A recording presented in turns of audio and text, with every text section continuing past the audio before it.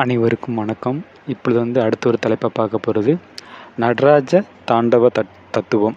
அதாவது நவீன விஞ்ஞானிகள் ஓம் விதி என்ற ஒரு சூத்திரம் கண்டுபிடித்து நிரூபித்திருக்கிறார்கள். ஓம் விதி என்பதாவது மின்சார மண்டலத்தில் ஓடும் மின்சார ஓட்ட வலிமையை அம்மண்டலத்தின் இரு கோடுகளுக்கும் இடையேயுள்ள மின் அழுத்தத்திற்கு நேர் விகிதத்திலும் அம்மண்டலத்தின் மீது அதாவது மின் தடைக்கு எதிர்விகிதத்திலும் உள்ளது என்பது.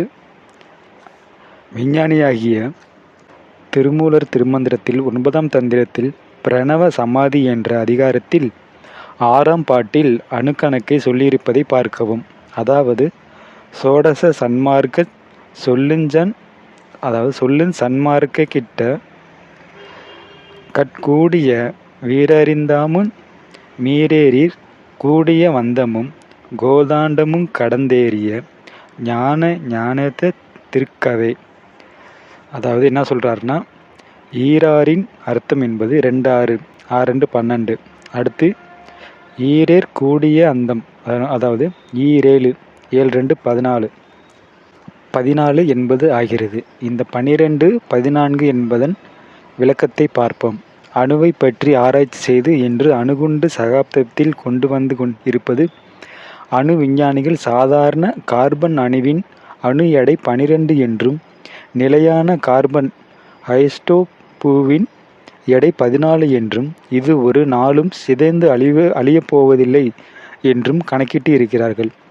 அணு கணக்கில் திருமூலரும் நவீன விஞ்ஞானிகளுக்கும் ஒத்திருப்பதை பார்க்கவும். அணுவின் தன்மையை கணக்கிட்டு கூறியிருக்கும் திருமூலர் அவதரித்த பாரத திருநாட்டில் கலைத்திறன் செயலையும் பெருமையையும் விளக்க இதைவிட சான்று எதுவும் இல்லை. தில்லையில் தாண்டவமாடும் நடராஜ பெருமானை அணுவின் தாண்டவம் என்று வர்ணித்தவர்கள் கூற்று என்னவென்று புகழ்வது? அடி பிளஸ் நடு பிளஸ் முடி இவற்றின் சேர்க்கையே ஆதி அந்தமாகும் என்று மறைகள் கூறுகின்றன. பஞ்சாட்சரம் ஒன்று விட்டு ஒன்று மாறல் தத்துவம் படியும் மர்ம எண் எழுத்து பஞ்சாட்சரமான கா உ ரு ஏ ஆ = 5ஐயும் கொண்டு பார்த்தால் கா பிளஸ் ரு பிளஸ் ஆ என்பது 14 என்று ஆகிறது. பிரணவம் என்பது 5 எழுத்துக்கள் உடைய கூட்டம் என்று மறைகள் கூறுகின்றன. நிலையான கார்பன் ஐசோடோப்பு அணுவின் எடை 14. இது ஒரு நாளும் சிதைந்து அழியப்போவதில்லை என்று கூறிய விஞ்ஞானிகள் அது பஞ்சாட்சரத்தின் உண்மை நிலை என்று தெரிய வாய்ப்பில்லை. ஆனால் நமது ஞானிகள் அணுவை பற்றி அதன் விளக்கத்தை பற்றியும் நன்கு தெரிந்து வைத்திருக்கிறார்கள்.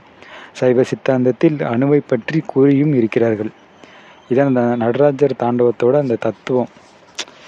மீண்டும் அடுத்த ஒரு தலைப்பில் சந்திப்போம். நன்றி, வணக்கம்.